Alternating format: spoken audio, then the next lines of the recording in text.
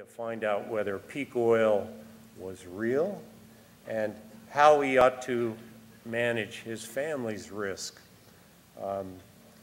He was curious about the probability of kill of peak oil. This question of managing risk, I think, is a fascinating one. It's on all of our minds after the events of the last months and particularly the last few weeks. We were meeting as a board and I said, what is everybody doing with their money? And Sally Odlin, who moderated that previous panel, she beamed. She said, I bought silver the other day. I'm up 24% in the last 24 hours. And I said, good job, Sally. Other people we know, the financial session yesterday was a real eye-opener for me. Many of these financial advisors that are doing this full-time are finding themselves whipsawed by rapid movements in commodity prices, what's happening on Wall Street, Henry Paulson's moves. It's really an intriguing time, I think, in our history as a people.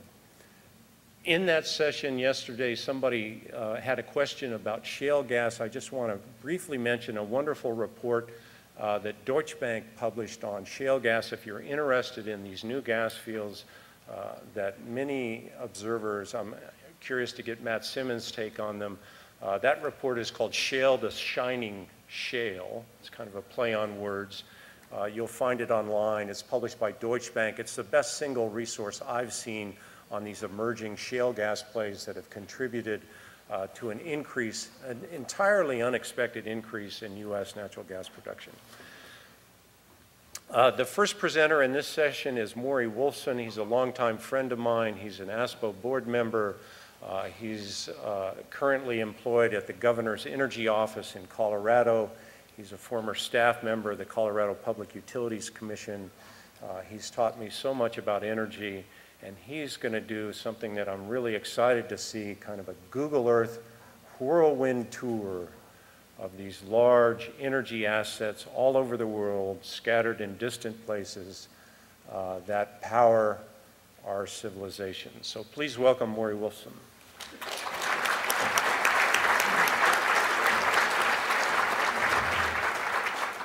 Thank you so much, Randy. I'm so happy to be here and have an opportunity to be able to be on the stage with Matthew Simmons and Randy and to be a part of this. I'm on the board of directors of the ASPO-USA, and over the years I've considered what kind of contributions I might make to the strengths that ASPO has. And of course, one of our major strengths is a conference such as this. This is the fourth in the series. There are some other great strengths that ASPO has. One of them is the Peak Oil News and the Peak Oil Review that is edited by Mr. Tom Whipple, who you'll be hearing from later on. I'd like to acknowledge that. And the other thing that we have that is, I think, an important tool and one that we're going to improve upon quite a bit is our website. And so when I was thinking about what I could contribute to this conference, in addition to the idea of giving a presentation, I thought that I would come up with something that would have a lasting effect on our website. And so I'm going to describe a little bit in advance of my presentation and what that's about. So I produced two themes. One is the actual presentation that goes for 20 minutes. But the other one, which is the lasting thing, is that you will find on the ASPO website a clickable item on, there will be appearing a new icon, a Google Earth icon that you can click on. When you click on that, then the visitor will be able to download the sites that I'm showing today. So we'll have the thousands of people who are not with us today who visit our website and be able to not only see these sites, but there'll be a lot of description about these sites embedded in those locations. Also, the operator, of course, will, with their mouse, be able to move around and spend a lot of time at these sites rather than just this whirlwind tour that I'm going to give you today.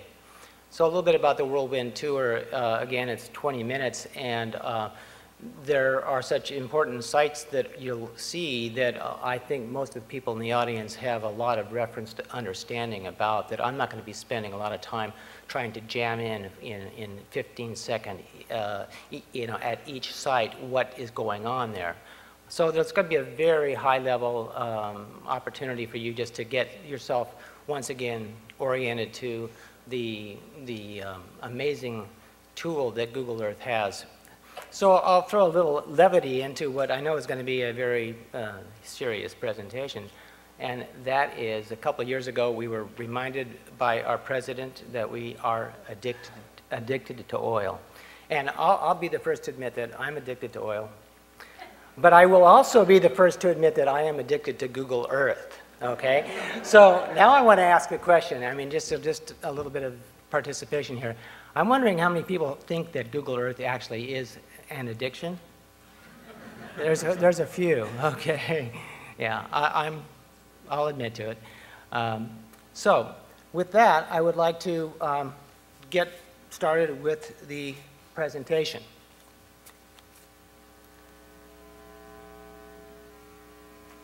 Okay, first stop, Sakhalin Island, north of Japan. This is a mega project that has a huge potential source of oil and gas. And no, we're not there yet. I'm sorry. Now we're going to go to Sakhalin Island. 17,000 people employed on what will exceed a $20 billion project. And it's a prime example of resource nationalism, drawing Western capital in and then stepwise chasing them out to eventually hand it over to Gazprom. So huge oil field. They've experienced massive cost and time overruns, and there's whole books that could be written about this, as well as all the other ones you're going to see. Next stop, Three Gorges Dam in China, world's largest hydro plant. Capacity of 18,200 megawatts. Projects displaced at least 1.3 million people. At its highest, it stands 600 feet tall, stretching almost 1.5 miles across the Yangtze River. The dam is purportedly located close, I don't know how close, to a major earthquake fault line. Next stop, a Chinese coal-fired generating station. China will build 500 coal-fired power plants in the next decade at the rate of almost one a week. In the past year, China has added generating capacity that is equal to the whole of France's electric grid. China has overtaken the United States as the biggest emitter of greenhouse gases. A lot of presentations and expertise in this room about China. We'll be hearing a lot more about that. Next stop. Newcastle Coal Shipping Facility in Australia. Newcastle is the world's largest thermal coal export facility. Australia has 78 billion tons of coal reserves. The spot prices for Australian coal more than doubled last year, while local freight costs are also higher than from competitors such as Indonesia and Vietnam. Japan is by far Australia's major coal buyer, followed by Korea, Taiwan, and China. Next stop. In Australia, the Ranger uranium mine in the Kakadu National Park. Australia has the world's largest uranium reserves, with 24% of the planet's known reserves. There are currently 3 operating uranium mines in Australia, and several more have been proposed. With the announcements from China and India and elsewhere that there's going to be a boom in nuclear reactor development, there is a lot going on there. Now, to kind of tie something else in, I just selected Bangladesh. I could have selected any other place that's at sea level, but let's just say that they are going to be the recipients, perhaps, of the greatest experiment we've had on climate change. Lots of refugees, perhaps, out of that area. Next stop, for many in this room, this is almost a household word, the Ras Tanura oil port. It is the world's largest oil refining export facility. Middle East, as you know, is the source of over 1/5 of the nation's oil imports. Ras Tanura serves as a major oil port and oil operations center for Saudi Aramco, the largest oil company in the world. Next stop, Gawar. You see those black that you're flying over? This is just part of a massive field. It's huge, 280 kilometers by 30 kilometers. It is by far the world's most prolific oil-producing field, producing at approximately 5 million barrels a day. But for how much longer? And we can ask our expert on the stage that question. The field is entirely owned, of course, and operated by Saudi Aramco. Next stop, a LNG terminal in Qatar. In 2006, Qatar reportedly surpassed Indonesia to become the largest exporter of LNG in the world. At a $4 billion deal in 2005 to build natural gas processing facilities in Qatar is the largest in the history of the LNG industry. While behind Russia and Iran, Qatar is the third largest recoverable natural gas country in the world. Across the Persian Gulf to the Bushehr nuclear reactor. After 5 major delays since 2000, nuclear fuel operations are expected to start in 2008. The reactor on the left is a 915 megawatt plant. It's expected to go online in 2009. Iranian government has plans to build 6 more nuclear plants by the year 2021.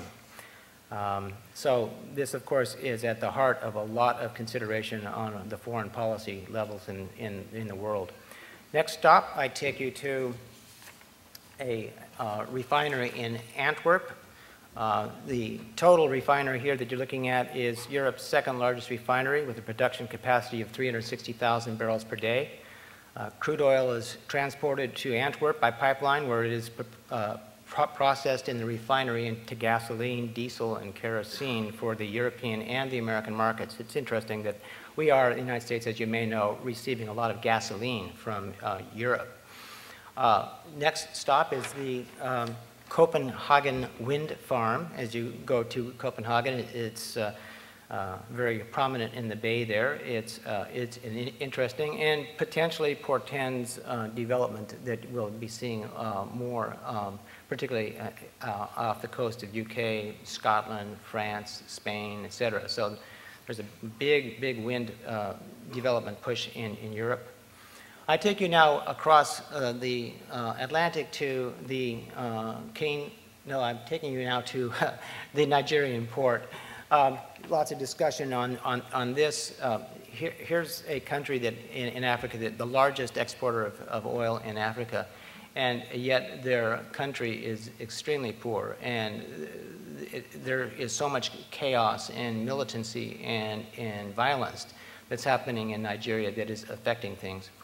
Now I take you to that across the Atlantic to a cane ethanol development, and there it's interesting. After the United States, Brazil is the world's second largest producer of ethanol. It is the world's largest ethanol exporter, and it works. I mean, ethanol in Brazil works, and with a lot of caveats, but at least because of the climate, with that much sun and rain, you can actually make a go out of converting biomass into ethanol. I take you up to now Colombia, to the Cerrejón coal port. Now, here's a port that is bringing in coal from the Cerrejón mine. The Cerrejón mine is not far from here, and it essentially is the world's largest open pit coal mine. And that coal mine is expanding at about 1,400 acres per year. Then I take you to the Venezuela, to an oil terminal at Maracaibo. Of course, Venezuela has the largest proven oil reserves of any country in South America. It has a net oil exports of 2.2 million barrels per day, with the United States being the largest destination of Venezuelan petroleum. It is the 6th largest exporter in the world and the largest in the Western Hemisphere. Lots going on down there, of course. It's a big geopolitical issue. I take you now to the Gulf of Mexico, but I'll just highlight the Thunder Horse oil platform. Well, of course, that happened a few years ago, and as a testimonial to how great the oil industry is that they were able to put it back into operation. But You know, this platform cost $1 billion, and it is hoped to be able to get to 250,000 barrels a day at peak. The question is whether or not it will be able to do that. I take you now to the Houston Ship Channel, which, of course, so many of you in the audience know so much about. And it is one of the United States' largest and busiest seaports.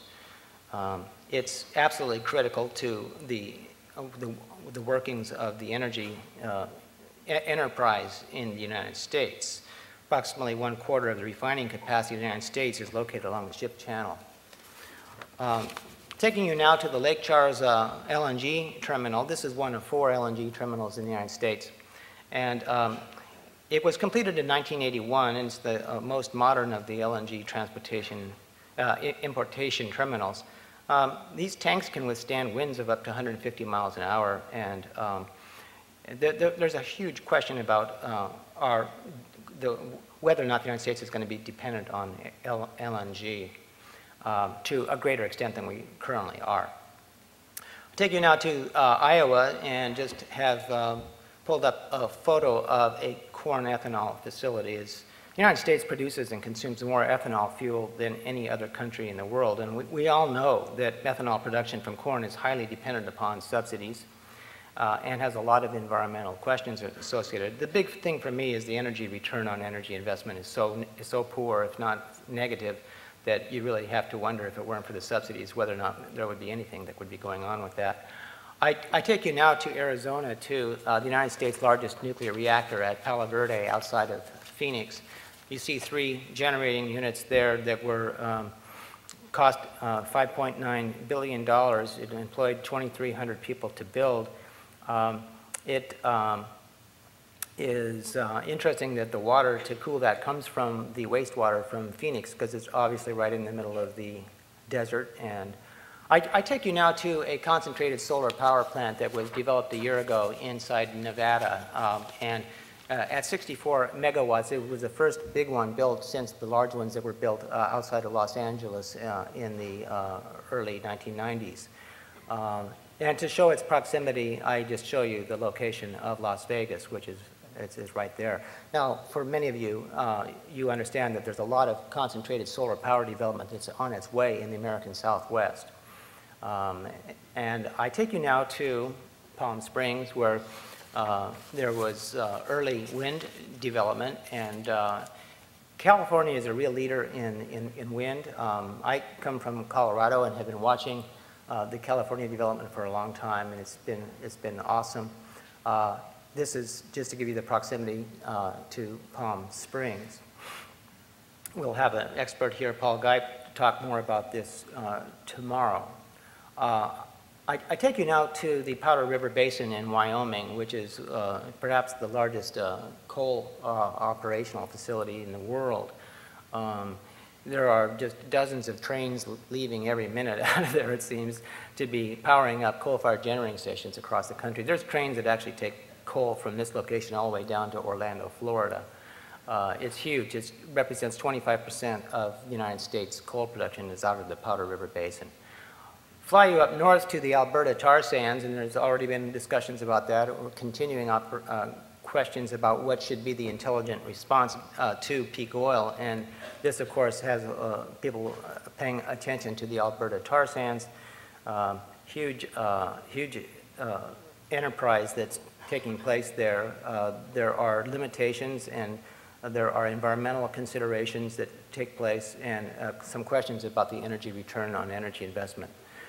From there, I take you up to just one little strip of the Alaska pipeline. We know so much about the Alaska pipeline. It's been around for all of these years, and we heard a good presentation on that earlier this morning. And it's just to give you a visual attachment to it, and then to let you know that, of course, it's about an 800-mile stretch, I believe, that the 48-inch diameter pipeline. It cost $8 billion to build that, and it terminates at the terminal in Valdez, Alaska. The flows out of the Prudhoe Bay, of course, are quite limited compared to what they were, and There was, of course, the famous Exxon Valdez oil spill there that caused quite a lot of damage. 11,000 square miles of ocean was affected by that spill.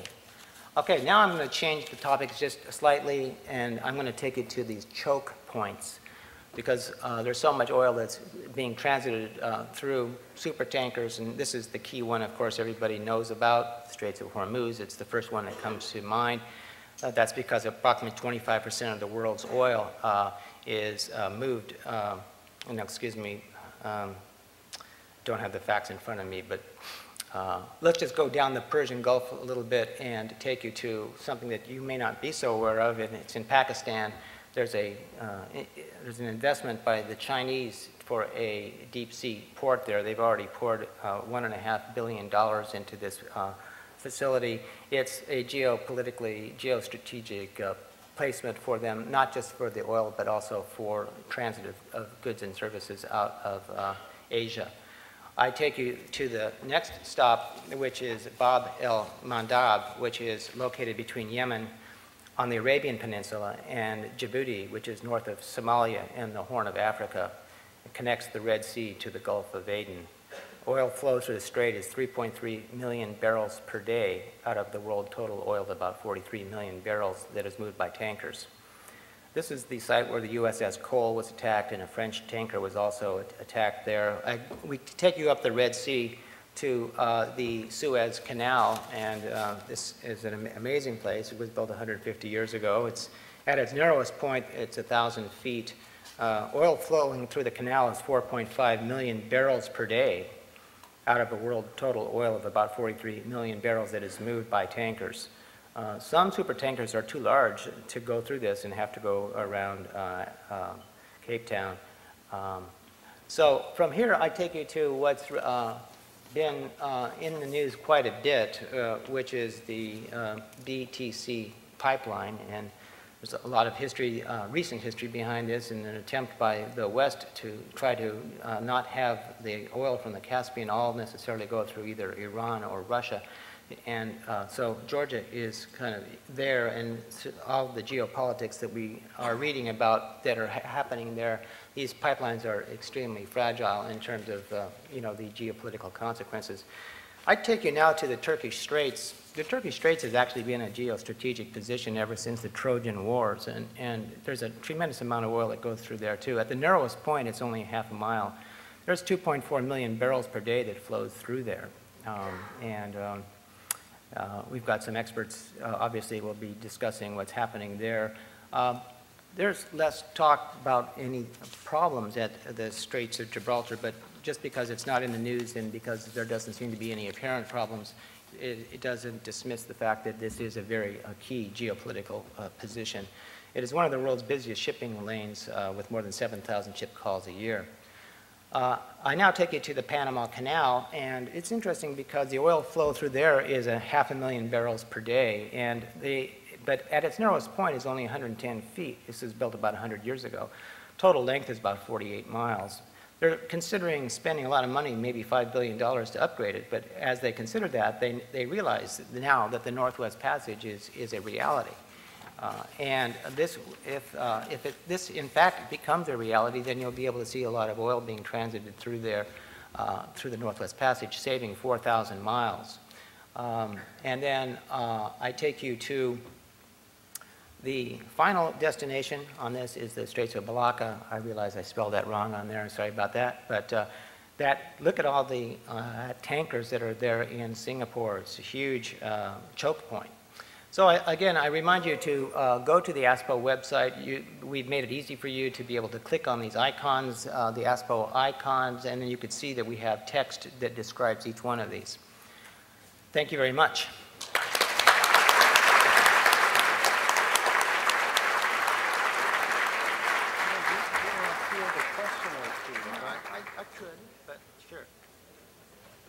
If we have one or two quick questions about that, we have time because Nate Hagens from the Oil Drum could not join us in this panel. Does anybody have a quick question for Morey about it? Just stand up and speak very loudly, please. Quick question. From a lot of those pictures of a lot of facilities at sea level and the current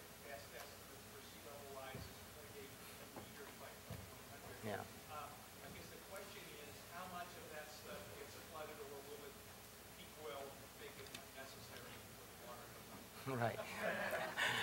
That's not a question for me to answer because, you know, it's not, you know, something which I'd be able to have what we call in ASPO, an intelligent response to, because I'm not an expert on that. But you obviously point out a very serious consideration as well.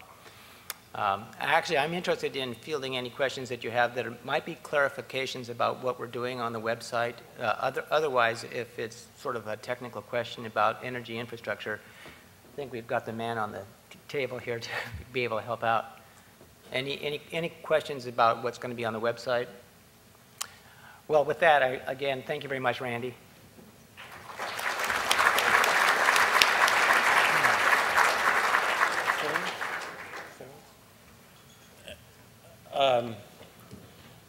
Morey, I really enjoyed that. Thanks for putting that together. That was wonderful. If you've had a chance to visit some of these places, a flyover like that leaves you with a lot of impressions. The Powder River Basin, for example, is a few hundred miles from my home. And today, in the next 24 hours, the train leaving the Powder River Basin, you can visualize the coal leaving there, the train length 150 miles. So a 150-mile long train flowing out of the Powder River Basin. Prudhoe Bay, Jeremy, how big is Prudhoe Bay aerially? Is it 30 by 15, something like that?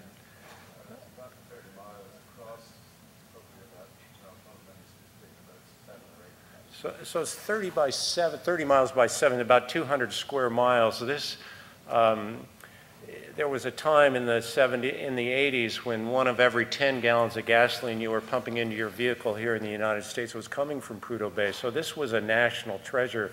This was the energy equivalent of a Yellowstone or a Yosemite. Yeah, you know, just a profound national treasure that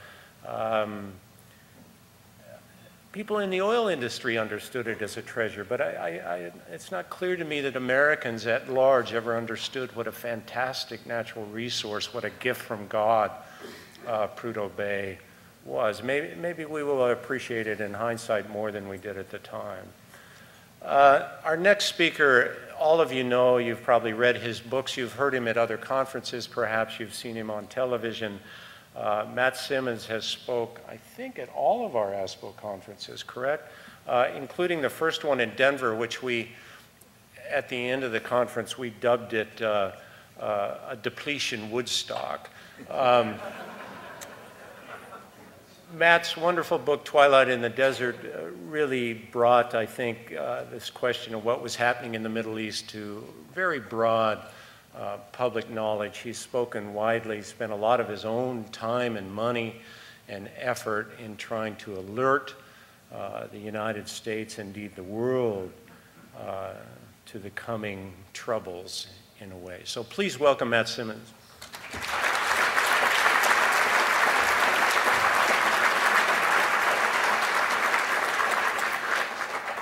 Thank you, Randy.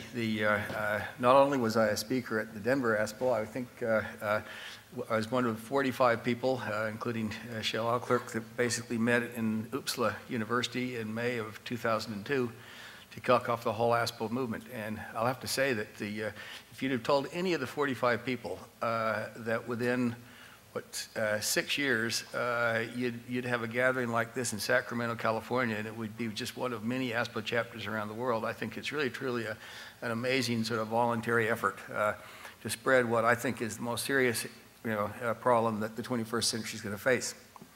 I spent an interesting week last week, sort of an unplanned vacation, because my wife and I left to go to Driggs, Idaho to speak at an energy retreat for one of our clients, and by the time we decided to go over to Jackson Hole for the weekend, Hurricane Ike had visited our hometown, and since we didn't have any power and our office was closed, it seemed pointless to go back to Houston. So we basically spent a pleasant week in southern Utah in this pioneer home that we restored about 30 years ago, and I watched with unbelievable amazement, since I'm basically not just an energy guy, but I come from a commercial banking family and I've spent 40 years as an investment banker, the meltdown of our financial system. So the combination of Ike and Bernanke and Paulson was really a week, I think, that will go down in history. And it was a poignant reminder of how casually we all take the word risk. And so what I'd like to address today is how we're going to grapple with the risk, not of our financial system, but energy risk. But let me start out basically by just a little bit of background about what I think has been going on in the financial markets. I think last week was the week that was of finally alerting our financial leaders that risk is real and it's still around. And I think basically it was what we've been through in the last 30 years is an era of deregulation, transparency, globalization of capital markets, securitizing almost anything that moved. And these were effectively supposed to tame financial risk. Derivatives were created and were supposed to diverse risk to elsewhere, that somebody else would take the risk. And risk-free markets could then safely exponentially increase leverage. So the leverage numbers that were coming out last week of 300 to 1, 400 to 1, I mean, you know, in the old world of investment banking, 8 to 1 was a legal requirement. So what we basically created in the last 30 years, all of the mantra of free market efficiency, was a Wild West financial market that was far worse than the Roaring '20s, far worse. We also created the theory that if you were basically big enough, you had a system that was too big to fail. So these mega financial institutions that started out 30 years ago at maybe 1/50th their current size got to be so big that they obviously couldn't fail. The size of the capital markets grew exponentially, and the audited financial reports of all these created the illusion of risk transparency. And this basically underpinned our financial marketplace. And then Vesuvius erupted, or the week that was. Long-term capital market was basically happened a decade ago, and it was a prelude to how markets can blow up. Enron happened 7 years ago, October, and it was the first inning of how rapidly failure is going to occur. And the subprime crisis caused the fault lines to tremble. Whoops, now.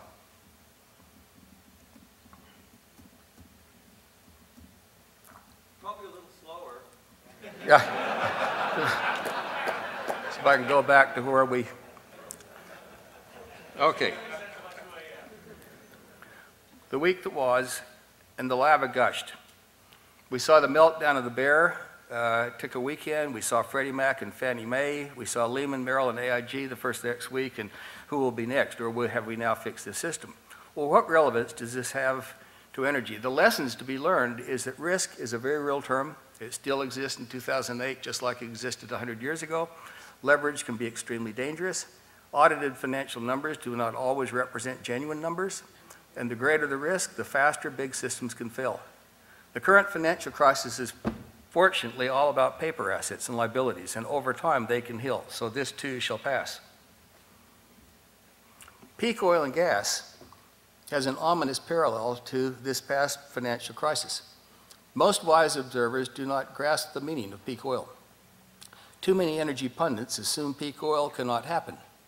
Few appreciate the flimsy nature of most key oil and gas data. And few grasp how savage a post-peak oil world can be and how swift a tipping point could happen. So my big question as I pondered this last week are, with Gustav and Ike, the initial tremors of a coming Big Bang crisis? Many assume that Ike and Gustav merely grazed America's oil and gas complexes. Initial reports last Monday indicated that normality should return within weeks. The deterioration of those reports that happened throughout the week was stunning. The recent collapse in petroleum prices has created a false sense of that somehow all of our problems may be behind us, and these two events could soon reveal serious cracks in the crumbling energy foundation. What we know thus far about the hurricane aftermath is that the Gulf of Mexico oil and gas production has been off stream since early September, and so far, as of last week, we've lost about 30 million barrels of oil. There are reports over the weekend that some of the facilities will come back probably by next week or the week after, and other facilities maybe in a matter of months. Many key refineries and gas plants are still shut down or barely producing. Loop in the Gulf of Mexico import system has been seriously crimped now for the better part of two. I think that's all now flowing smoothly, but the Houston Ship Channel still has some depth restrictions. These events are draining key crude stocks and depleting critical gasoline and diesel pools as we speak. And no one knows how much longer this can last before scarcity sets in. So how exposed is America's petroleum supply for a run on the bank that maybe could exceed the swift run on the bank of the Bear or Freddie Mac or Freddie Mae? With the lower we draw down crude, gasoline, heating oil, and diesel stocks, the closer we move towards breaching minimum operating levels. After minimum operating levels are breached, shortages become imminent. And the fear of scarcity encourages users to top off the tank. And topping off tanks creates literally a run on the bank. Who are the likely culprits? Refiners for scarce crude, jobbers for finished product, all service stations, heating oil distributors, petrochemical users, and then the ultimate risk carrier is the residential consumer. Let me give you an example of how fast we could break the gas pool bank. America has, in rough numbers, 220 million passenger vehicles. Assume each average vehicle holds about 20 gallons. Assume that the average tank now has about 5 gallons in it, which is probably not a bad number. Topping off would basically increase 15 gallons times 200 and many cars, so it would be a stock draw of 78 million barrels. As of last Friday, a week ago Friday, our current finished motor gasoline stocks, as reported by the EIA in the United States, excluding blending supplies, were 87 million barrels. It was also interesting that this was the lowest finished stock gasoline stocks we've had in the United States since 1969. So, this would create a real crisis. I didn't do the numbers of service stations, but you can sort of add these numbers up too. We have about 170 service stations, 170,000 service stations in the United States. There have been reports all summer that the service station operators basically can no longer afford to fill up their tanks because or they're on credit watch. And so if the average service station is now running maybe a third less than what it did and they topped up their tanks, we would basically drain that system too. What happens when usable stocks deplete? Well, vehicles stop until the system gets refilled. And without transportation, America's food supply is in jeopardy within probably a week or less. And the economy slows to a crawl, and financial markets panic. And energy risk is finally grasped in its raw sense. I thought it was interesting this morning to pick up the New York Times and read the article, "South Copes with Severe Gas Shortages." It starts out talking about as the fuel neared empty in his white Ford F-150 truck, Mark Stevens of Decatur, Georgia, ricocheted nervously from gas station to gas station on Sunday, worried about breaking down. And it goes on to say that drivers throughout the South have faced gasoline shortages, closed stations, high prices, and long lines at the pump for the last several days. Hurricane Gustav and Ike slowed production of oil refineries on the Gulf Coast, knocked out power along many pipelines to the south. The shortages were widespread over the weekend as America's supplies dwindled at many stations. Drivers in Atlanta, Nashville, Tallahassee reported lengthy gas-fueled quests to refuel. This problem will get way worse before it gets better, and it is truly potentially an American nightmare. If heating oil also becomes scarce, a cold winter will be a disaster in the United States. America's heating oil is already at a near all-time low, and a few weeks of winter could deplete our usable stocks. We have 9 to 10 million homes in America that rely 100% on heating oil for winter heat. So the implications for the northeastern states, if we had a cold winter for any duration, would be catastrophic. Migration or hypothermia, and bankruptcy costs for heat. So what are the odds this calamity could happen? Well, unfortunately, no one knows, since the data is skimpy at best. Our reported petroleum stocks that come out every Wednesday by the EIA are only estimates of primary stocks. They're limited samples that have been engrossed up. For years, I have questioned whether, in fact, how many individual companies that are asked to report literally have someone at 7 a.m. in the morning on Friday go out and actually dip a stick into a tank, or whether most of these numbers are just estimates. And then we take these numbers and gross them up into unbelievable specificity, creating the illusion that we have some fabulous sort of gas gauge. There is zero data in the United States on how much inventory we have in secondary and tertiary stocks. Not a little, but zero. So we just guess. So the odds of this eruption occurring are far higher than another hurricane occurring. So how could the world's most prosperous advanced society move into harm's way so fast? That's the question that we all need to ponder. In my opinion, peak oil is like Gustav and Ike squared. The hurricanes are merely tremors to peak oil risk. The ebbing of high-quality light oil supply is equivalent to America's current crisis for petroleum supplies. It triggers the same chain of events: shortages, spiking prices, hoarding starts to begin on a global basis. The vacuum of petroleum data globally makes the US data look pristine. So are we flying blind into a Category 6 storm? And I suspect the answer is unfortunately yes. Here's the data we should have demanded, but failed to request. Reliable country-by-country production data by all key oil and gas fields, by light, medium, heavy, and toxic crude grades, so we have some idea of what's happening to the quality of the crude stream. Global petroleum data we need far more accurately than the EIA data, which is poor. Transit time impact as short-haul crudes get replaced by long-haul. We haven't any idea how much oil at sea differential there is between having a substitute from Mexican and Venezuela crudes versus Middle East crudes. There are not even any good guesses. Replacing North Sea crude by what other source, et cetera, et cetera. So we're flying blind. The other key fault lines, as the Energy Foundation Trembles, is that the energy intensity to create usable petroleum from unconventional crudes. This has been mentioned time and time again this program, but we have no data of any reliability that shows how much energy intensity is involved in the shells and the tar sands, other than the fact that we know it's a lot. We have a drilling rig tightness or shortage today that is acute, and it will get far worse before it gets better, but we have almost no data. We have a far larger oil service and petroleum equipment asset scarcity, but there's no rig count on pumping services and so forth. They're just sort of rough estimates. We have a growing human resource shortage. We have the absence of many known frontier areas to drill. And we have no realistic sense of future demand growth other than the fact that there's no evidence that it's going to stop suddenly just because it would be inconvenient for it to grow. So is the size of our oil markets also too big to fail? The global petroleum use is now around 85+ million barrels a day. That is the world's single largest industrial market by a factor of several-fold. Since it's so big, is it like Freddie Mac or Fannie Mae? And the answer is no. There's no parallels at all because there are no energy regulators, there is no audited data, and there are no firewalls. The world is totally at risk with no insurance policy because we have no Federal Reserve with the energy toolbox. Are there any other risks that become tipping points?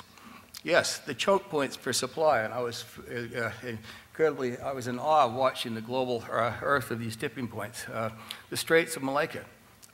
Straits of Malacca, 70-mile stretch where the water is so shallow that basically you have to hole up on both ends until you get sort of a mean tide, is now transporting about 12 million barrels a day of crude oil to Singapore and every place, which direction we're going east of there, so that Asia can basically, one tanker accident in the Straits of Malacca, one single tanker accident would be a lights out event. The Straits of Hormuz, the Yucatan-Cuba passage that gets shut down when a hurricane comes in, and all the other points. Key transportation processing facilities, the Abqaiq oil processing plant, Loop, Capline, the Alaskan pipeline. All of these are things that unfortunately could easily be broken by an act of God or a terrorist event. And yet we basically sort of idle along, say, well, I bet that won't happen because it's too important and bad things don't happen to good people. Do we have any insurance policy or disaster recovery plan? We have a limited strategic petroleum reserve that should not be used to manage prices. We should take...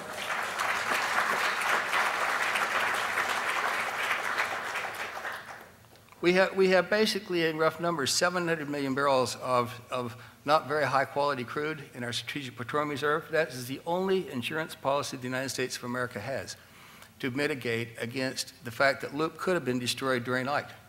And so to fool around with saying, let's just manage some oil out of that so we tamp down prices is irresponsible actions beyond my wildest imagination. We have untested IEA member energy stocks. The Secretary of Energy on Friday asked the International Energy Agency to please release some of its strategic finished petroleum stocks in Europe. We've never tested that system before. I have grave doubts as to how reliable that is, and I think we're going to know in the next few weeks. We have line fill in our pipelines and tank bottoms, and then we're out of gas. And afterwards, we're in an uncharted sea and probably literally out of finished product. So we never run out of oil, but we could run out of finished product. And that is the ultimate risk. Could an energy pandemic really happen? Is this scary set of scenarios just a thriller movie? And how long would it take to go from half empty to out of gas? If America had a run on our energy bank, could this trigger a global topping off of our tanks? Well, the world is sleepwalking through these energy events. Most global leaders have no idea of any of these risks are so real. Peak oil as a term is only slightly still understood by America's political and business leaders. And those who warned were called alarmists, pessimists, oil bulls, wolf criers. It took 5 months to melt down our key financial institutions. Last Monday, Alan Greenspan said what has just occurred is a once-in-a-century event. Bear Stearns' run on the bank happened in 2 days. Lehman Brothers' finale took 4 days to happen. AIG debacle occurred in 2 days. And too many key financial players kept assuring each other that the worst is far behind us while things got worse and worse. Energy markets can unwind faster. A global run on the energy bank would happen in less than a 30-day window. It would take a decade plus to rebuild any genuine energy cushion. This is the most serious global risk of the 21st century. So risk is real, and energy risk is real risk squared. Rust is also an energy risk squared. A large portion of our complex infrastructure that we so vividly saw through Google Earth to find, produce, transport, and process oil and gas is now beyond its original design life. At least 98% is built out of steel, and steel begins to rust as soon as it's cast. Rust never sleeps. Behind this crisis, but this crisis is hidden by water and dirt. It's literally out of sight, out of mind. Nevertheless, it is one more ticking time bomb. And finally, here are a few energy oxymorons that refocus on risk. Here's some fashionable energy oxymorons that I hear too often. We need energy independence. Brutal energy reality, 100% impossible to create. We will never have energy independence. Oxymoron number 2, technology is a game changer. Brutal reality is technology has had zero impact on any of these risks. If anything, it mitigated the risks. It highlighted the risk. Oxymoron number 3, we can drill our way out of this mess. Brutal reality, we have no spare rigs and few places to drill with any timely high impact. Oxymoron number 4, our energy system is efficient and transparent. Reality, we live in a dark world of hidden data, unlike Wall Street, which had light, but we didn't see it. This problem cannot be so ominous. Yes, it actually is so ominous because oil and gas is truly our industrial oxygen. And without oxygen, our system soon dies. All past crises were also ignored until they crossed the tipping point, and our tipping point might be just around the corner and coming soon. Peak oil is the singular most ominous risk of the 20th century, so thanks ASPO for highlighting these risks.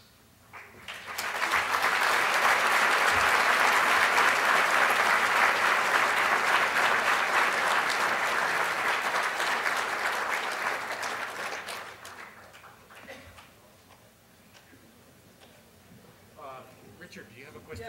Speak loud. Are you talking about a temporary or a permanent situation?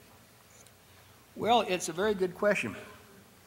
If the motorists top up their tanks, you drain the finished gasoline system. It's like your individual car running out of gas. We haven't run out of gasoline, but your car's out of gas.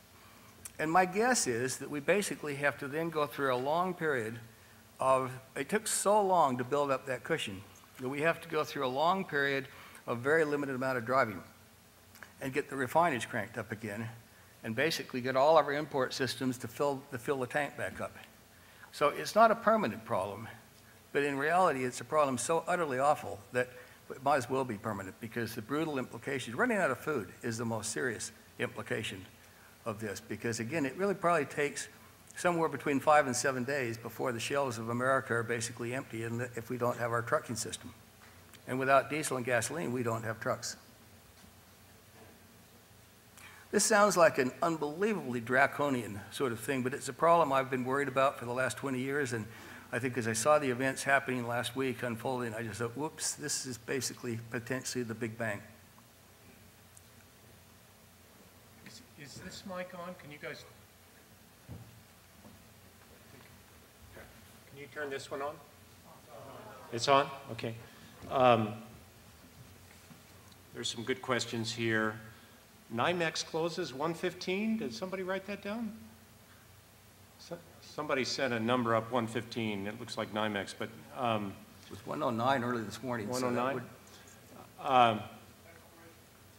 As a member of the Council of Foreign Relations, Matt, what can you tell us of the cognizance of that group of peak oil and sort of the general feeling amongst those members? Well, I haven't been to a Council on Foreign Relations event for maybe a year or two, but as far as I know, they have not had a serious energy event since before the election of 2004. I tend to find, ironically, the Council of Foreign Relations, which I think most people, the think tank people, think is sort of the granddaddy of all, being almost energy illiterate. I think that we have an awful lot of members of the Council of Foreign Relations that are geopolitical experts, but in my opinion, being a geopolitical expert and knowing anything about the physical realities of energy are chalk and cheese, so I think that that's one more institution that sort of just doesn't understand that there's a problem. Matt, there's an interesting question here that gets to the shale gas question, T. Boone's Pickens' plan to build a lot of wind and use the saved natural gas to run vehicles. The question reads, while we cannot change the fact of peak oil, we can either defer it or reduce the U.S. exposure to it if we start to rapidly accelerate tight gas and shale gas development in the U.S. Your thoughts on that? Well, I think that basically it is, we owe, the country owes a great debt of gratitude to George Mitchell and his technical people for unlocking the Barnett Shale. And that really basically has saved us from some awful gas problems.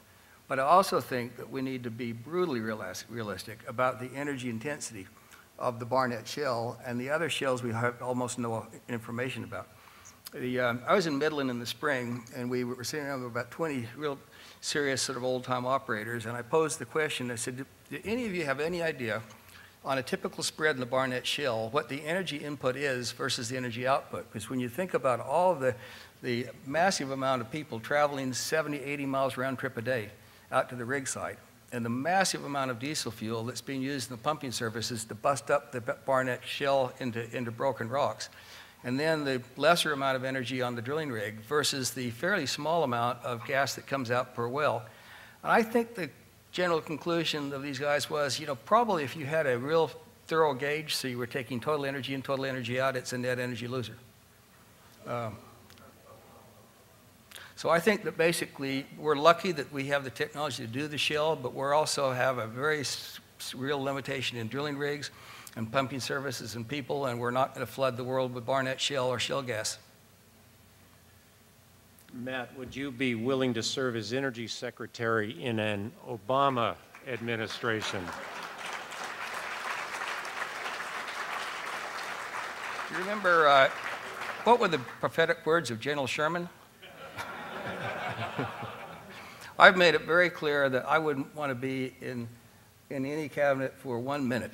I wouldn't enjoy it. I'm perfectly happy to give any of the political candidates any guidance they want if they want to hear it.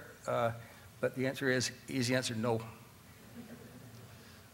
We're going to have a session on this topic tomorrow, but I'm curious your thoughts on it, Matt.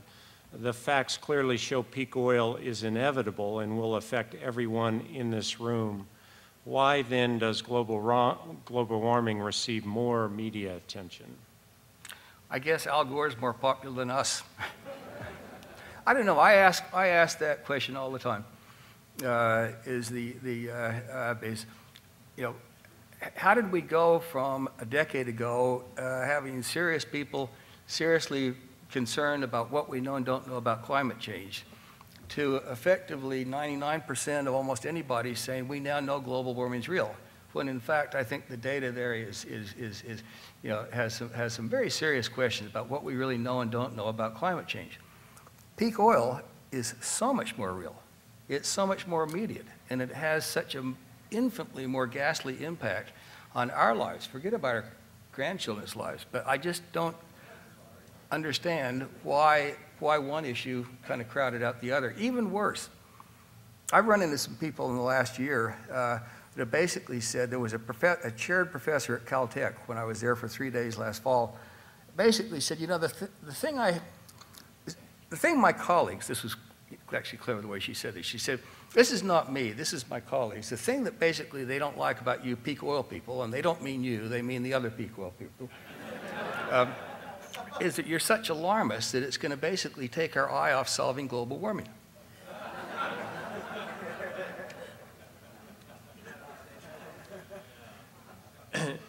Peter Wells last night suggested that the Saudis have reserves of 278 billion barrels. Would you care to comment on that number? Yeah, first of all, we don't have any idea. What I know, as a matter of historical record, was that in the last years of Aramco being run by the four majors, the chief reservoir engineer testified to the General Accounting Office that using SEC accounting standards, Saudi Arabia's reserves were about 110 million barrels of proven reserves and about 60 of probable reserves billion. And they haven't really basically discovered, with the exception of Shaiba, another field since then. They also, like the other producers in the Middle East, basically took an eraser and changed 110 became 160, and then in 1988, I believe 160 became 260, and it stayed a static number ever since then. If you're willing to throw in the bitumen and tar mats in Saudi Arabia, that number might be conservative. The number we ought to be concerned about is what's remaining of the high quality oil. And what's the risk that some of that North Gawar, Abqaiq, and Berry start into a free fall that makes Cantarell sort of look like a carbon copy? Yeah, that's the data we don't have any earthly idea about. Matt, I'm curious, in this time of financial peril and trouble and strife and catastrophe, some people are calling it, what set of policies or rhetoric or language you might hear from the presidential candidates would make you bullish on America again? Would make you want to go long the U.S.? I'm dead serious. Yeah, I think it's a good question. First of all, I'm a little, if I could get over the worry of us basically topping off our tanks, I've actually been a lot more sanguine about the underlying strength of the American economy as a result of high commodity prices. I think we're in the early stages of creating boom situations in a lot of parts of America that got left behind. I think that basically we're going to have to go back and rebuild our energy system. We're going to have to do that. That's going to be the biggest construction project in the history of the world, and that activity begets economic. I think that basically the Starbucks economy era came to a grinding halt, and that Wall Street has a long, long period of time of remorse before they'll ever get back to what we've seen. But that doesn't at all impact, Main Street America. And so I think that there's a lot of good news in the economy. All of that, unfortunately, comes to a screeching halt if we top up our tanks, which is why this issue is such a potential grievous crisis.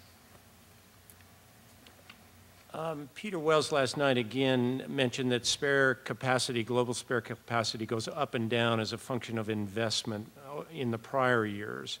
What is the current real spare capacity in your view? Is the current spare capacity down only because of the cheap oil we had in the 80s and 90s? Or is the current spare capacity a first sign of global peak oil? Three sort of related questions. Well, last week or the week before, our firm had an institutional client conference in Glen Eagles in Scotland, and our keynote speaker was Dr. Sadat Al-Husseini. Dr.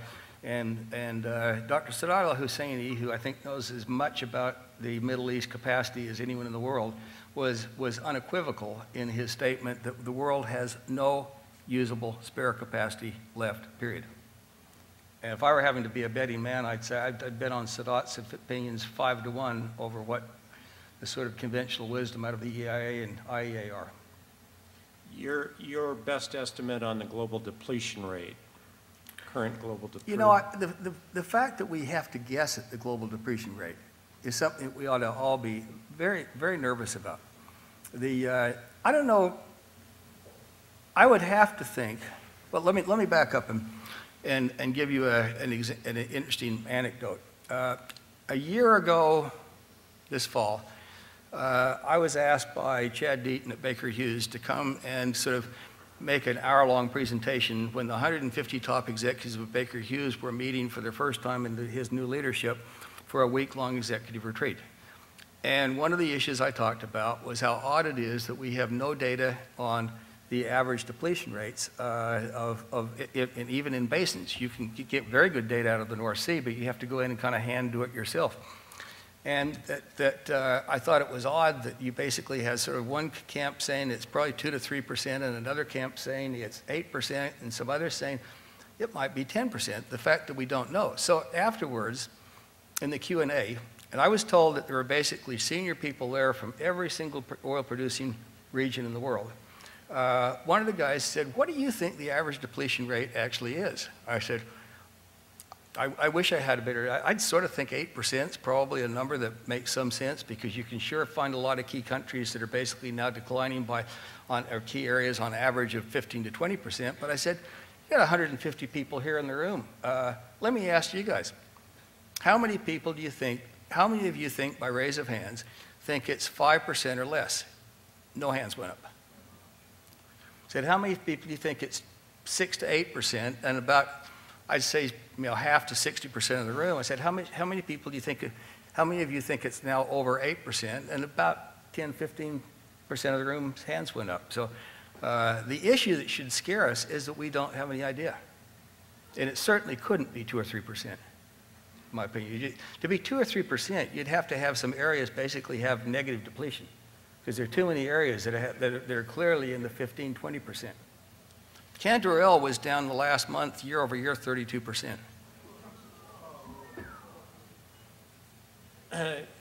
Bob Hirsch and Roger Bezdek and others have briefed both the McCain and Obama staffers. When will it be possible for an American presidential candidate to speak truth to power? It seems inevitable to me that sooner or later someone will have to say, here's the score. Yeah. In my opinion, and I've passed this on to a lot of friends that are politicians, including your brother and your cousin, I think that it's entirely realistic for a political leader to speak as brutally candidly as I've been doing and be applauded for it.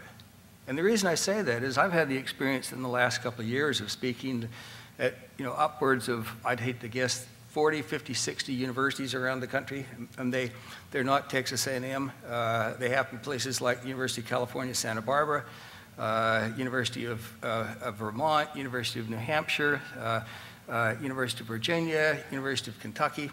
And at virtually every one of these occasions, I basically get applauded and thanked profusely for coming and sharing this unpleasant news, and then ask, why aren't we hearing these from our political leaders? So I don't think this is a toxic subject. I think it's I'm watching Susan Collins in Maine create a 19-point lead over Tom Allen, who's a very respectable guy, because she's basically running on an energy platform. So I think that basically the people that figure out how to articulate energy are going to basically be applauded for it.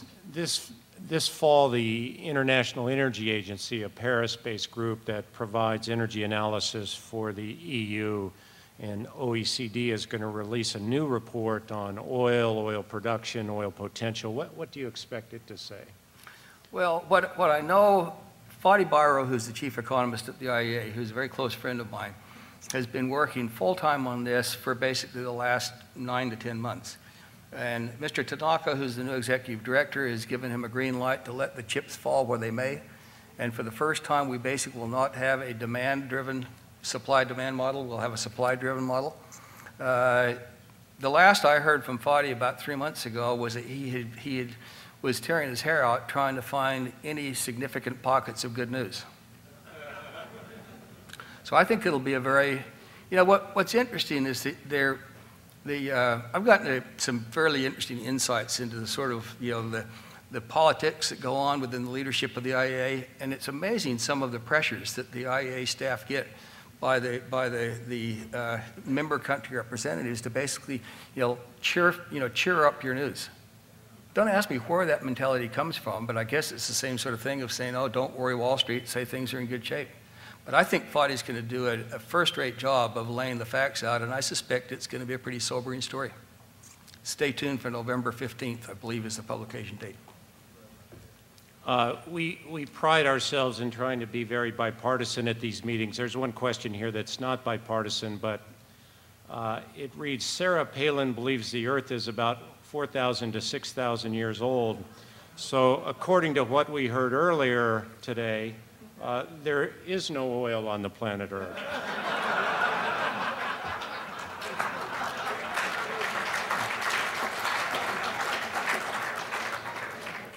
Or dinosaurs are younger than we think. Matt, you own a home in southern Utah, another vacation home in Maine, and also a city home. Will cities or rural areas be most affected by what you see coming?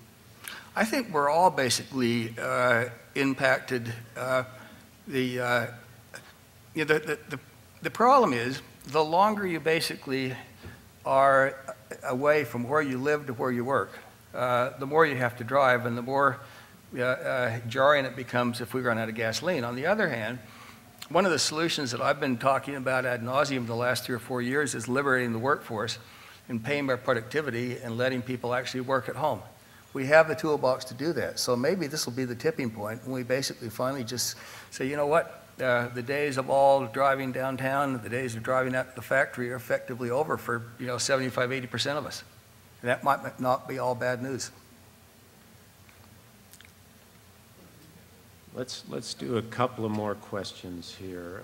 John Hoffmeister, he's a Shell guy, runs Shell, has suggested gasoline rationing might someday occur. Can you visualize a situation in which that happens? Well, I got nervous enough around Memorial Day a year ago about how low our gasoline stocks were. And the unbelievable need to import 1.2 million, 1.3 million, 1,400,000 barrels a day to basically just stabilize our stock drops, that I suggested to a Deputy Secretary of Energy who was at the OTC. I said, take a look at our gasoline stocks. They are really scarily low now, and we need to put in place a contingency plan of how we would ration. And I got this, said, oh, you got to be joking. That's not an issue. And the next morning, I got a call from a senior staff person at the EIA who said, boy, you really shook up Assistant Secretary, I won't say his name. She came back to Washington and said, I feel a little bit stupid. I blurted out to Matt Simmons, oh, you're crazy. And I didn't actually even know what he was talking about. So call Matt back and find out kind of what was he had in his mind. So I walked her through the issue. And I said, the problem is that if we ever had a run on the bank, and all it would take is have people getting nervous and they top up their tanks, we would have to basically stop it immediately, or we would drain the pool before and unfortunately, we can't ration anymore.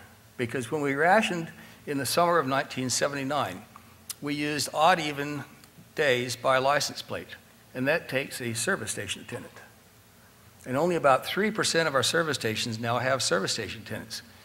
So the conversation switched to, oh my goodness, what would you do? I said, well, if it were up to me, and I'd pass this on to Sam Bodman, because I think it's actually useful advice, and I would basically go ahead now as a precaution and print up rationing books like we did in World War II. Because that is the only way that we could basically implement a rationing system and stop the run of the bank before it happened. Well, on the 30th birthday of the EIA in Washington, on my 65th birthday on April 7th, where they ironically had a 2-hour peak oil debate, I saw the person afterwards, and she said, man alive, I've been thinking about that conversation ever since. And I brought that up at a staff meeting, and I was sort of laughed at.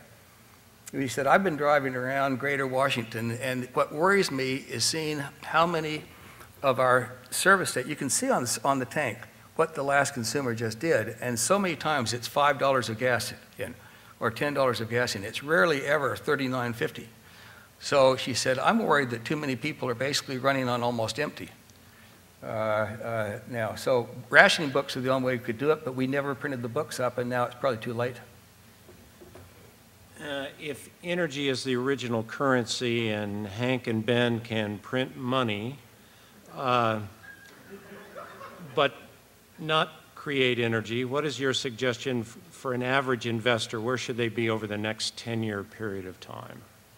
Well, I'm asked that question a lot, and I think it obviously depends on your appetite for risk, but I think that it would behoove anybody to assume peak oil is real and assume these problems are real, and then just go through your portfolio and say, what do I own that just gets crushed in such an event, and get rid of it.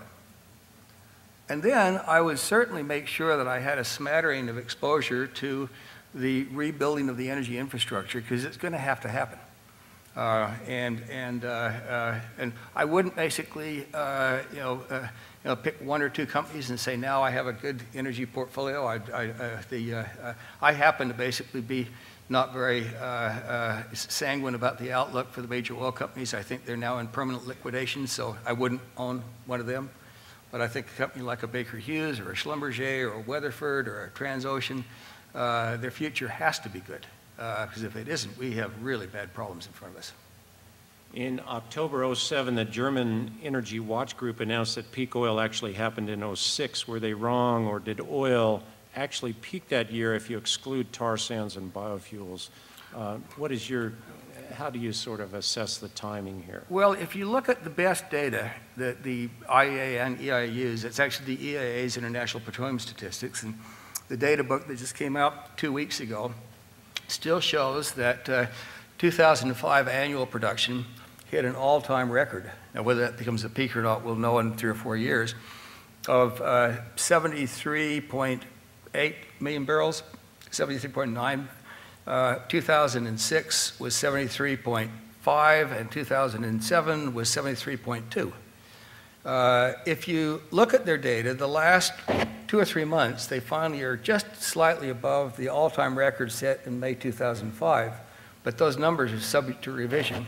And they also have flows coming out of Saudi Arabia and Iran and the UAE that I believe probably are overstated. But what's really interesting is when you look at the all of the underlying countries reporting that basically clearly peaked 4 or 5 years ago, you say it just becomes unbelievably problematic to see how we ever get to 75 million barrels a day of crude oil, since we're struggling so hard to sort of bounce around somewhere between the low 73 and maybe a little bit over 74. So I still think that peak oil happened in 2005. Ethics aside, should the U.S. print more colored paper to give to oil-producing countries now to get all the oil we can from them before these countries realize the paper is no longer worth anything? Well, I don't think... That's from Jeremy Gilbert, I think. I don't think we have much of a chance. I think we basically ought to be, count our lucky stars that we actually still have people shipping us oil. Let's end on that sunny note. We're going to break early for lunch, but we're going to have 2 quick announcements. We're going to show you 1 video clip, and then we're going to go to the lunch break. Give Matt one more big round of applause. Thank you so much.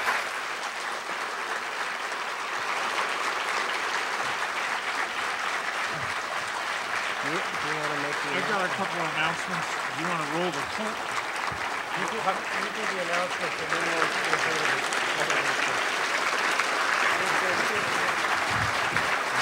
I'm touched.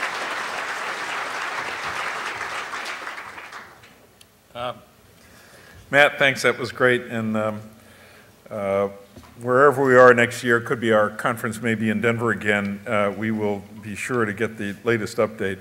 Speaking of the latest update, what do you think the spread today on the price of barrel of oil for a barrel of oil has been so far? What was the move? I haven't any idea. Well, at one point apparently it was $30 in one day. That was for hours. And in fact, Jim Paplava grabbed me about 30 minutes ago and said it was up $11. And then I was being shown something that said it was up $30.